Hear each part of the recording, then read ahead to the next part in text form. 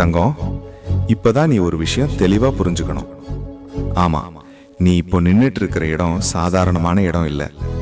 இது வரைக்கும் நீ கடந்து வந்த வழி சுலபமான பாதையும் இல்லை. அதனாலதான் இப்போ உனக்கு சில விஷயங்கள் ரொம்ப கஷ்டமா தோணுது. அதுக்கு அர்த்தம் நீ பொறுப்போட வளர்ந்துகிட்டு இருக்கிற அறிகுறி தான். நீ எல்லாருக்கும் புரியிற வழியில போகல, உன் மனசுக்கு சரின்னு தோணுற வழியில தான் நீ போய்கிட்டு இருக்க.